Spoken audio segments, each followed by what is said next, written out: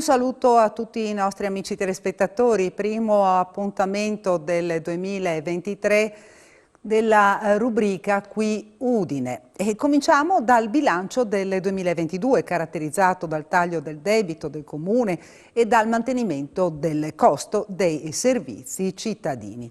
Ma sentiamo a tal proposito il sindaco di Udine, Pietro Fontanini. Sindaco, si conclude di fatto il 2022 per l'amministrazione comunale, quello che sarà l'ultimo anno intero della Giunta Fontanini, quantomeno prima delle elezioni, un suo bilancio di quest'anno. Ma è stato un anno positivo, anche se è iniziato con difficoltà, perché ricordo che all'inizio del 2022 il Covid era ancora molto presente in città, poi per fortuna le cose sono diminuite, ma soprattutto le norme che impedivano una certa mobilità sono venute meno e quindi abbiamo potuto creare appuntamenti e creare manifestazioni con massima libertà, cominciando da Friuli Doc, che è stato finalmente un Friuli Doc come tutti gli anni storici, e poi tante altre iniziative che abbiamo portato avanti in questo 2022.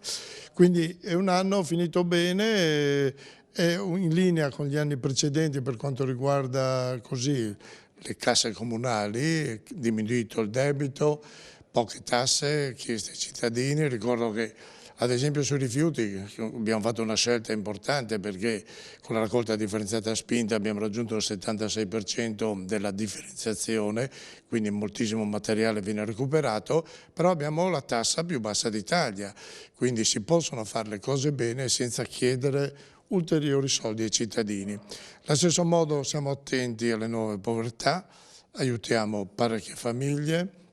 L'assistenza domiciliare è una cosa molto presente sul nostro territorio. Stiamo realizzando adesso 2 centri per le persone non autosufficienti che troveranno assistenza diurna. Una si troverà nell'ex Cisme, che è in via Urbanis, zona delle scuole, e una nell'ex caserma dei Vigili del Fuoco. Abbiamo avuto in pratica quasi 3 milioni di euro dal PNRR per fare ristrutturare questi 2 edifici. Quindi siamo soddisfatti, anche perché il 2022 è stato l'anno dei grandi finanziamenti. Siamo arrivati a quasi 60 milioni di euro di finanziamenti arrivati da Roma. L'ultimo, l'altro giorno, 10 milioni per migliorare il mercato ortofrutticolo, fare una piattaforma refrigerata importante per farlo diventare un polo veramente per tutta la regione e anche oltre la nostra regione. È un bel risultato, perché significa che il progetto che abbiamo presentato è buono, ma anche perché si crede nella posizione logistica della città di Udine, che è baricentrica su un territorio molto molto vasto.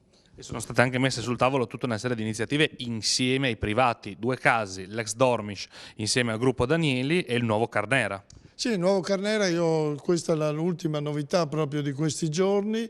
Abbiamo già ricevuto dalla Regione un finanziamento di 3 milioni per iniziare questa iniziativa molto importante, rifare il Carnera, che non significa demolirlo, ma significa aumentare la capienza, portarlo a 7.000 posti, creando un involucro esterno. Quindi il Carnera non verrà toccato in questi anni di lavoro, ma verrà ingrandito. Questo permetterà alle squadre di andare anche in A1, Serie A1, ma soprattutto diventerà anche un luogo, come era negli anni passati, un luogo dove poter fare degli spettacoli al coperto, quindi con 7.000 posti senz'altro diventerà molto più attrattivo, e questo lavoro lo facciamo in partnership con dei privati. L'opera costerà circa 28 milioni, metà circa, poco meno della metà la metterà il Comune di Udine e l'altra la metteranno dei privati.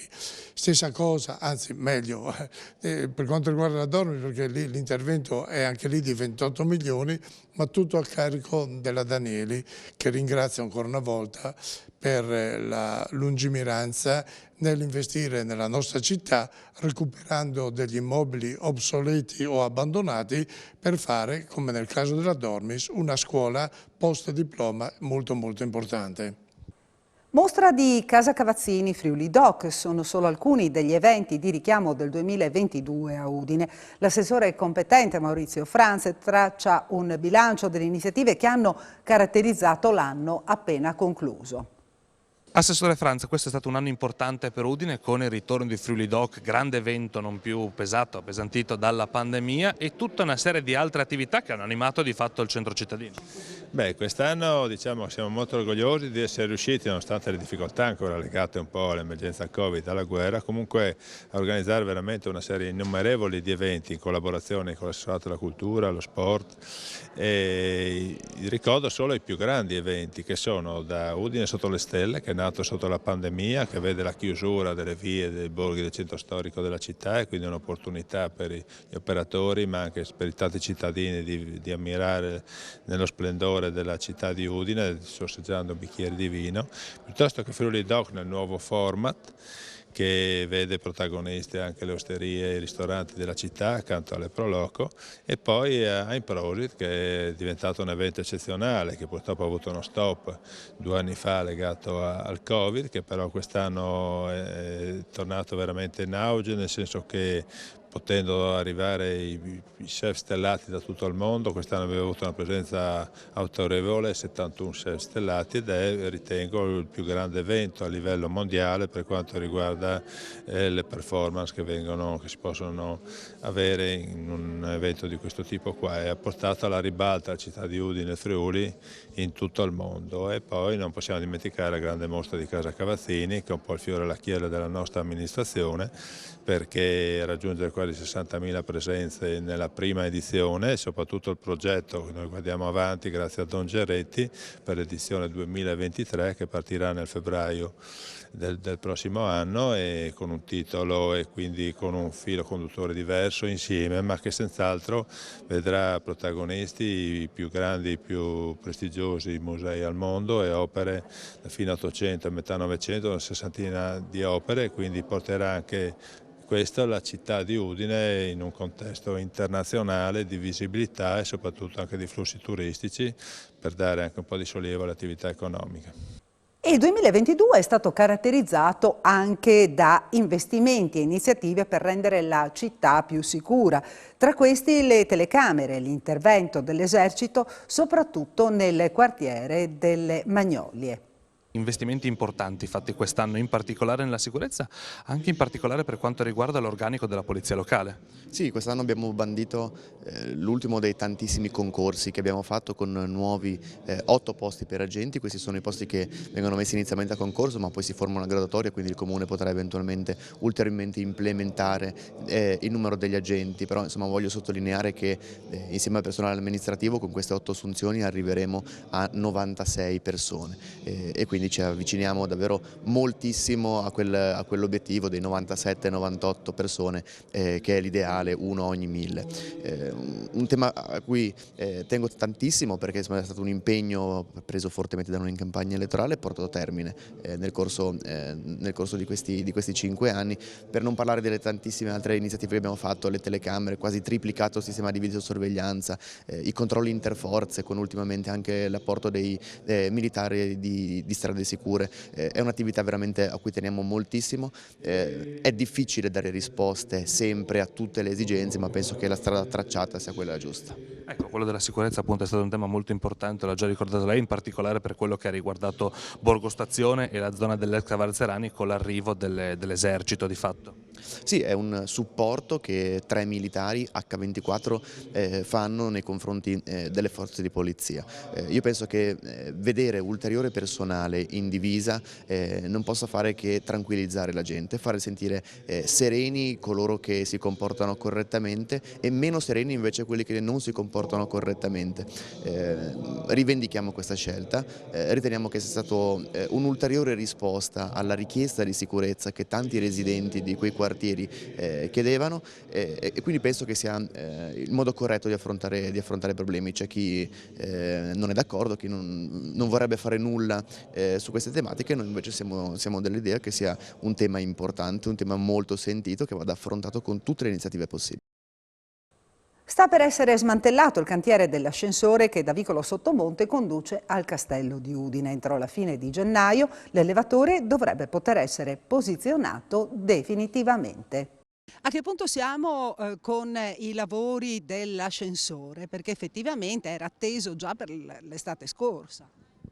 Il lavoro dell'ascensore, parliamo di quello via Vicolo Sottomonte, quello della biblioteca, diviso in due lotti, uno era la biblioteca, l'altro era il lavoro dell'ascensore che comprende 2 vani ascensoriali e quindi praticamente il primo è stato posizionato, poi è stato fatto completamente, quindi terminati i lavori del passaggio tra Vicolo Sottomonte, il primo vano ascensoriale e anche il primo piano con tutto il passaggio fino ad arrivare allo sbocco fuori dalla biblioteca, che è stato rifatto completamente fino ad arrivare al blotto che congiunge il secondo vano dell'ascensore con il castello, con la piazzata del castello.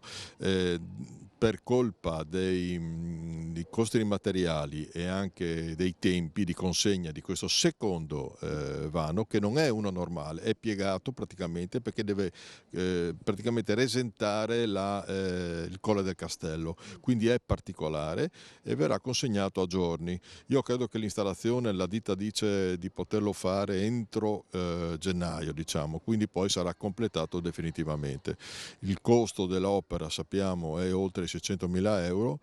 È importante averlo fatto proprio per completare il lotto intero che riguarda la biblioteca, che è stata rifatta, Piazza Marconi a questo punto che è rifatta, e anche i 2 vani ascensori che completano l'aggiunta sulla Colle del Castello, che sappiamo non è solo questo ascensore ma è anche quello che stiamo predisponendo dalla parte di Piazza Primo Maggio, che con la sovrintendenza stiamo valutando adesso anche i costi effettivi. Noi abbiamo dei fondi già messi da parte, anche la Regione ci ha aiutato, adesso con la nuova revisione prezzi dobbiamo rivedere anche il costo complessivo, anche perché riteniamo che i turisti veramente chiedono non solo di venire in centro ma anche di poter salire non a piedi diciamo dalla parte di Piazza Primo Maggio. E per quanto riguarda invece l'ascensore da Piazza Primo Maggio, come sono gli accordi adesso con la soprintendenza? Perché c'erano diverse